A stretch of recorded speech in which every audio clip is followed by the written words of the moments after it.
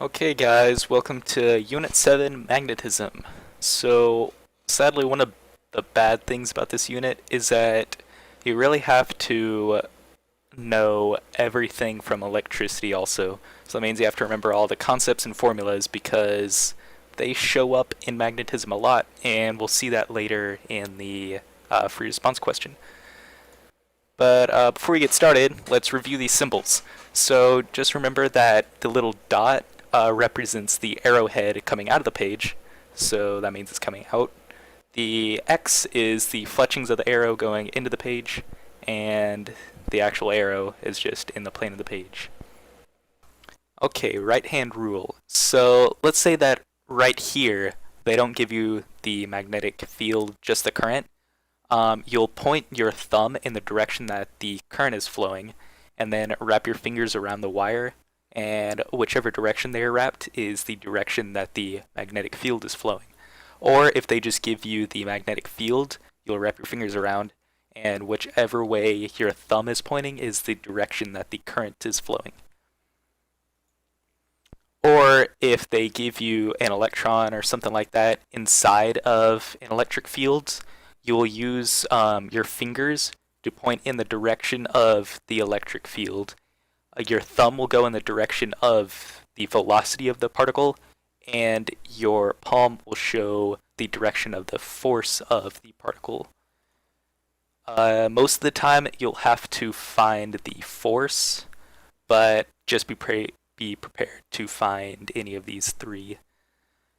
But also remember that you have to use the left hand for negative charge and for induced current. So you'll do the exact same thing just with your left hand.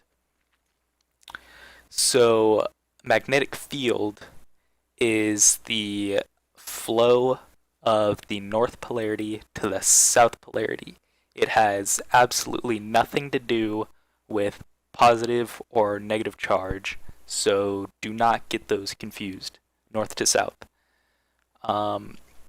It is created by moving charge through a wire, like right here, and to find the magnitude of the magnetic field, you will do mu sub aught times the current of the wire divided by 2 pi r, or to get the force of the field, you will do QVB sine theta, where theta is the angle between V and B.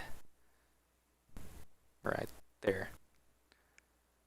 But also, it exerts a force on the wire, so that force is the magnetic field times the current times the length of the wire, which is L, times sine theta. So the next concept we wanted to talk about in the magnetism unit is the mass spectrometer problems.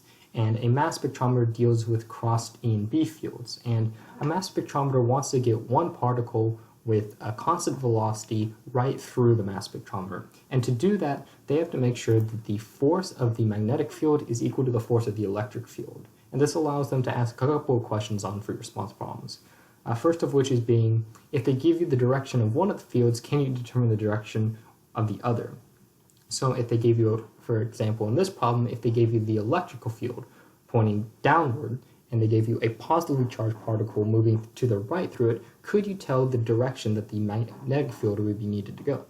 So if we know that the arrows of an electric field mark the direction that a positively charged particle would go through it, we know that in this case, the force of this electric field is exerted down on this positive charged particle. Now, if it was electron and negatively charged, then it might be exerted up, but that's not the case.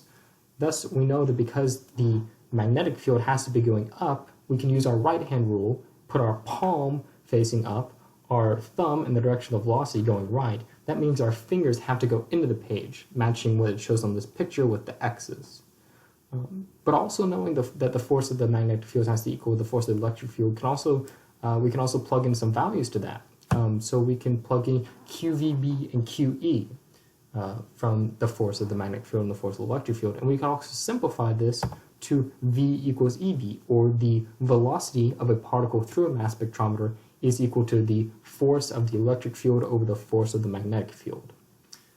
But this is really the first region of a mass spectrometer, and a lot of the free response problems or the multiple choice questions you'll see come from the second region of the mass spectrometer, which looks like this, which is where we take away the electric field and we just have the magnetic field. And now that we've taken away the electric field, we have unbalanced forces. We know that if the velocity of this particle is going to the right and the direction of this magnetic field is going in, then our force is up. Thus, it's 90 degrees to the velocity. And we know if a force is 90 degrees to the velocity, it doesn't affect the magnitude of the velocity, but rather the direction of the velocity. So we get something that looks like this, with the velocity demarked in blue and the force demarked in red. But over time this changes. If the force is directed up, then the velocity will start shifting up. So over time it'll look like this, with the velocity going up and to the right, and the force in perpendicular in 90 degrees going up and to the left. And this continues over time, and eventually we get something that looks like this, with the particle traveling in a circle. The blue lines that are tangential to it and demark the velocity, and the red lines, which are the force, point towards the center. And we know if a force constantly points towards the center, then that force is a centripetal force, which is equal to mv squared over r. And if we know that that centripetal force is caused by a magnetic force, then we can derive this equation. QVB equals mv squared over r, or the magnetic force is equal to the centripetal force. And simplifying this equation, we can find the radius, or which would be the radius equals mv over qv. And that's pretty important, and a lot of the free response questions will ask you questions about that. And that's pretty much it for mass spectrometer. So for our snack break today, we chose to do a frozen fruit.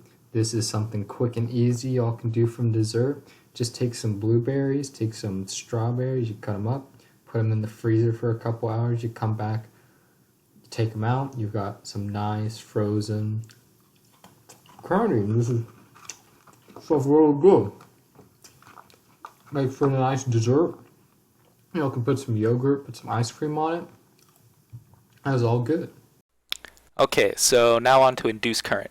So earlier we said that a magnetic field could be created by current moving through a wire, but the opposite is also true.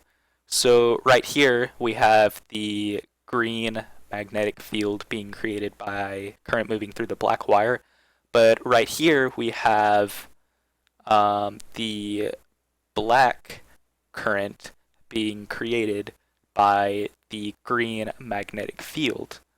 So if you use the left-hand rule, which you use for induced current, you would point your thumb into the page in the direction of the magnetic field, and your fingers would wrap around the wire in this counterclockwise direction to get the direction of the induced current. So a classic question that they have is a loop of wire, like so, with a magnet with a magnetic force that either gets closer to the wire or farther away. And you need to know that when the magnetic field gets closer to the wire, the induced current increases. But when it gets farther away, it decreases. And the magnetic flux is basically the amount of magnetic field going through the area at a time. So to get the magnetic flux, you will do B, the magnetic field, times the area times cosine theta. And to get the voltage of the induced current, you'll either do the change in magnetic flux over the change of time, or do BLV. So the next thing we wanted to go over is the all or nothing problem for this unit, and as I kind of alluded to earlier, it is a mass spectrometer problem, and it reads, in region 1 shown above, there's a potential difference 5 volts between two large parallel plates separated by a difference of 1/10 of a meter. In region 2, to the right of place D, there's a uniform magnetic field of 10 teslas pointing perpendicularly out of the page. An electron of charge negative 1.6 times 10 to the negative 19 and mass 9.11 times 10 to the negative 31 is released from rest at plate C as shown, and passes through a hole in plate D into region 2, neglect gravity. So the first thing it asks us is determine the following.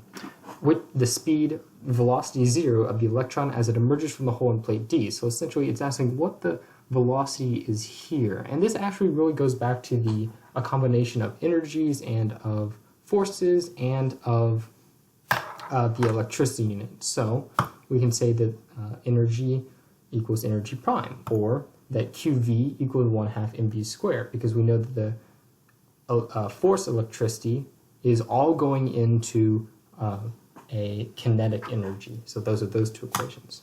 So plugging in some numbers here, we can then say that 1.6 times 10 to the negative 19 times 5, being 5 volts here, and the charge of 1.6 times 10 to the negative 19 here equals 1/2 the mass, which we found here, 9.11 times 10 to the negative 31 v squared. Now plugging into that calculator would take some time, so I just went ahead and did that, and that gives us a velocity of 1.33 times 10 to the 6 meters per second.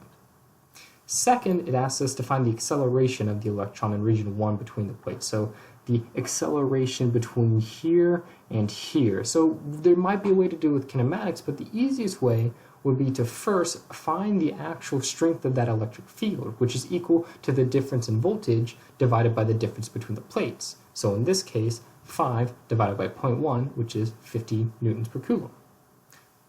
Then we can set the force equal to EQ, which going back is also from that electricity unit. So we know that 50 times 1.6 times 10 to the negative 19, being the charge found in the problem, times the energy we found in the equation above, gives us a force of 8 times 10 to the negative 18 newtons. And then we plug that into our very, very basic equation, force equals mass times acceleration. So we can plug in some numbers, 8 times 10 to the negative 18th equals 9.11 times 10 to the negative 31 times the acceleration, which simplifies down to an acceleration of 8.78 times 10 to the 12 meters per second squared. Moving on to the part B of this question, it asks us to look at the diagram below and draw and label an arrow to indicate the direction of the magnetic force on the electron as it enters the constant magnetic field, and sketch the path of the electron as it follows through region 2. So I kind of talked about this earlier in the when I talked about the mass spectrometer problems, but this just gives us another example. Here we're using an electron, so we want to use our left hand. We know that the velocity of it is going left.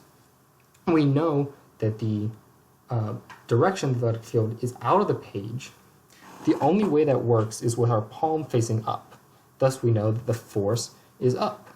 It also asks us to sketch the path of the electron followed in region 2.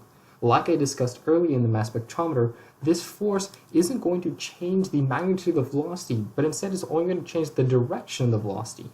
But because it's constant, this force is always going to be continued to place towards the center, pushing this electron into a circular path. So that would be our B2 answer.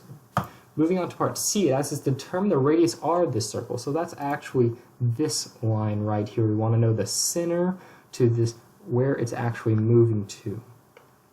And to do that, we can use the equation we talked about earlier, which is r is equal to mv over qb. We plug in some numbers to that. We find that r is equal to 9.11 times 10 to the negative 31 times 1.33 times 10 to the 6 divided by 1.6 times 10 to the 19 times 10. And all those numbers, you could look back at the problem itself and find those. And that simplifies to a radius of 7.57 times 10 to the negative 7 meters. Finally, the last thing it asks us to do is to find the electric field that would be necessary to cause the electron to continue on a constant V inside the magnetic field. So first we need to know what this is asking. So a constant V would be always having a force that is perpendicular but never have a parallel component, never affecting or actually going in the direction of the velocity, but always going perpendicular. And that's what that centripetal force is doing. So to do that, we know that in a mass spectrometer, the force of the magnetic field is equal to the force of the electric field. So QVB equals QE.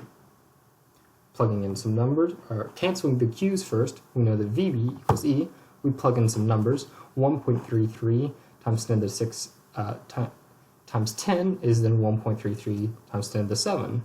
Thus, the magnitude of the electric field is 1.33 times 10 to the 7 Newton coulombs up. And we know that it's up because it has to exert a force opposite the force of the electric field. We know the electric field exerted a force on the electron down, thus the magnetic field has to exert a force up. Yeah, that's it. Alright, we have the formulas for the magnetism unit right here. So just take a minute and pause the video and write these down. But do keep in mind that there is some overlap between magnetism and electricity. So some of the concepts and formulas from electricity also apply in magnetism. So just remember that when you're doing magnetism stuff. But thanks for watching.